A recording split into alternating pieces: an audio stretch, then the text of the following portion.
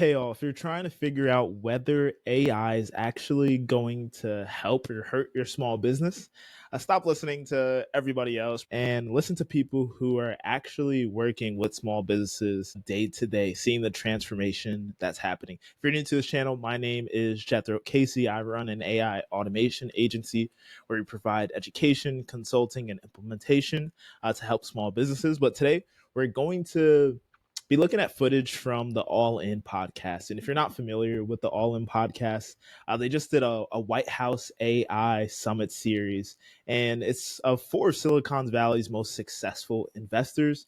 So I'm going to butcher their last names here, but it's Jason Kalasis, it's Chamath Palihapitiya, David Sachs, David Freeberg, and they break down tech, politics, economics, pretty much with zero filter. And these guys have invested in companies such as Tesla, Uber, Facebook, PayPal. So when they get access to and have a platform such as this, these people know what they're talking about. But here's what makes this particular segment of this podcast different is that they're interviewing and having a conversation, not just with another tech CEO, but they're speaking to Kelly, and I might butcher her name as well, Leo Feller. She's the head of the Small Business Administration. So she has the highest view of what is going on with small businesses here in the US. And she's responsible right now for about 34 million small businesses in America. And this is what she's going to be saying around what she's seeing on the ground floor that I believe is going to completely flip everything that you personally know about AI as well. So while everyone's debating about whether AI is actually going to replace workers, she's seeing whole industry shift that you'll see in this conversation. And she's also going to be mentioning things such as like how manufacturing is changing due to AI, how service businesses are changing due to AI, and that we can actually expect a whole job industry shift as AI continues to develop and progress, and obviously as the adoption cycle begins to take that turn. So I'm looking forward to showing you guys and breaking down this interview podcast with you all. And I'll be throwing in my own tidbits from what I've been seeing as an automation agency owner. So let's drive straight into the episode. The panels, but a lot of conversations going on are around AI, particularly around job displacement. Yeah. You're the 28th administrator of the SBA. I think more than half of the American workforce is employed by or are small business owners. You and I had a conversation a week or so ago about what you're seeing on the ground with small businesses in an AI workplace setting. The conversation is always, are they going to get out competed? Are they going to get displaced? What's going to happen to American jobs and to the small business? But what are you seeing on the ground, and how does the SBA kind of associate with the transition underway? Yeah, Dave, first of all, great to be here. Look, a small business is big business in America, but small business is big business for AI. And I have been walking hundreds of factory floors for the last 6 months. Most manufacturers in America are small businesses. And without AI, we would not be winning back these industries. And I will just tell you a case in point. I actually brought a slide to show you workforce development in action, modern workforce. We call it the new collar boom. I don't know if they can put it up, but it's a factory in Seymour, Indiana. It's a bike factory. We had lost the bike industry over the last 30 years, thousands of jobs, 98% imports. We're now, for the first time in this country, building bikes in America because of AI, advanced manufacturing techniques. Imagine we replicate this industry after industry, and these are small businesses. This is a 60-person factory in Seymour, Indiana, where they have no jobs. AI is a job creation machine for reshoring, onshoring, and advanced manufacturing. So manufacturing, you're seeing a big, heavy influence, potential for kind of redefining. What about in the services businesses? What do you see there? Across the board, we have 7.5 million jobs open in America. Most of them are open at small businesses. Number one concern of small business is a skilled workforce. That's because President Trump solved inflation, regulation, taxes. Now they're saying, okay, we're booming. We've got $15 trillion of investment coming in. A lot of that's going to trickle down to small business. We need the skilled workforce. So President Trump is ensuring that we have that skilled workforce through some of his workforce initiatives, but small business is going to be driving the AI boom from the bottom up. I guess what is needed for. So just on that piece, obviously I'm not in the manufacturing industry. A lot of small businesses are service-based businesses, but I think the relevant piece, whether you're in manufacturing or in a service-based business, is that it's not necessarily just like a feel-good story like, yay, biking is back in America. What it's really showing us that there's a completely new business model that AI is making possible, where it's industries are coming back, where jobs that wouldn't have been created in the first place are now available due to AI. And that obviously applied to manufacturing, but the big idea there is that we can now compete because of AI. So even thinking of it from a small business to mid-market to enterprise, is that now small businesses, and they talk about this, will have access to the same research, the same information that these larger corporations will have, which gives you, because the biggest difference in business is the information that you have and how you're applying it. So let's dive back into it. For workforce training and transition. Yeah, technology is going to be a big part of it. So when you think about, go back to 1940, our workforce size was 56 million.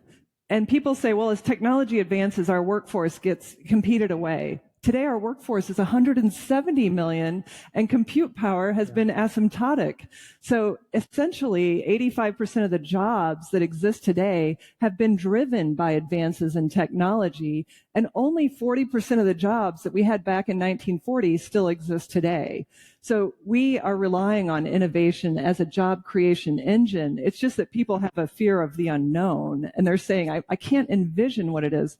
Well, I can't envision what my life would have been like when I started a small business if I could have had Figma or Canva instead of PowerPoint. Oh my gosh. So just these are, we're going to create millions of solopreneurs who are going to have massive software companies or manufacturing companies thanks to AI. Is there something that And with that as well, I think the big fear about AI is it going to take my job? Am I going to have to fire people in my company because of AI? And the answer is not exactly. So what I've been seeing as somebody who's also working with small businesses is that those who succeed, whether from a business owner or employee standpoint, are those who begin to integrate AI technology into their business, who begin to reskill their staff. Because, as she says, 85% of the jobs today didn't exist, and that's because of technology, not despite of it. So, yes, there's going to be certain areas where jobs are going to be obsolete because the new technology can do it.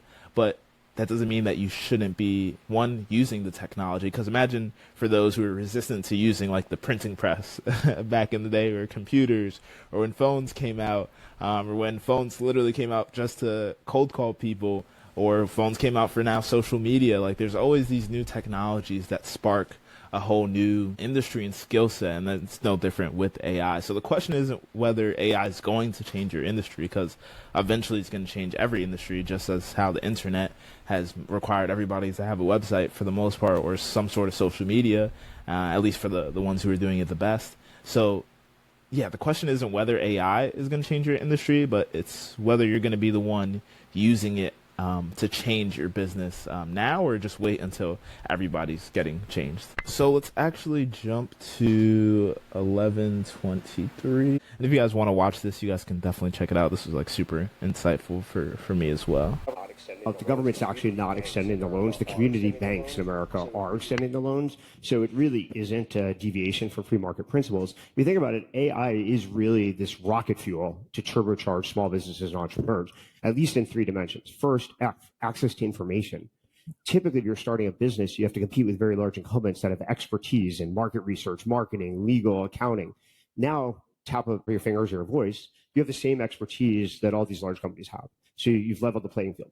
Secondly, you have access to products like building an app. Like, everybody can compete with a large company. Anybody can code an app. So you're like a back repair person. You have an app that's on par with a Shopify store or better. Like, that allows you to compete. So we're going to see more propellant there. And then third, you can save money. Like, you used to have a G&A team. Like, you'd have accountants and bookkeepers and HR.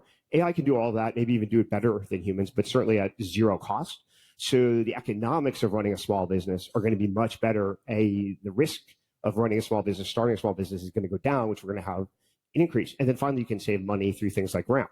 You can use AI to audit your expenses and not waste 5 to 15%, which will make you more successful. So all these trends are going to combine, and we're going to see in this administration an explosion of successful small businesses. Does that mean and that's exactly what I've been seeing as well. So on the information piece, there's tools like Perplexity AI, which allow you to do deep research, which go into using like all these McKinsey reports and all these companies that spend a bunch of money doing research, and you get that access or information for free.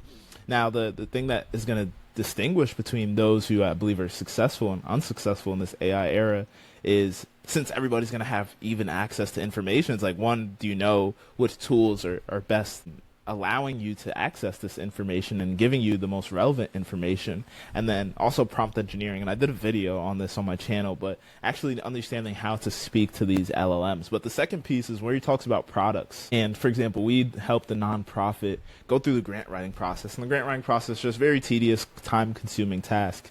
And it's different for each business, but this was something where AI could do it in minutes, whereas humans, it took tens of hours to complete. So we automated that process from literally taking 10 hours to complete per submission and slashing that time. So giving people their time back, or giving specifically their grant writer time back to actually go and do the most important task, which is talking to people and connecting with people.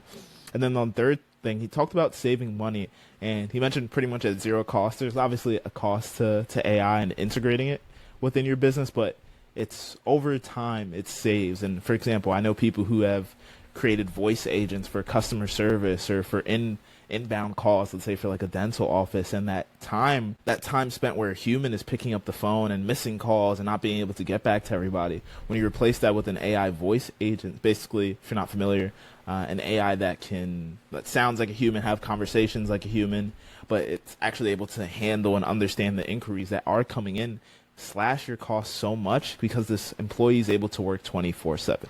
And let's actually keep watching. Just more competitive force the panels, but a lot of conversation.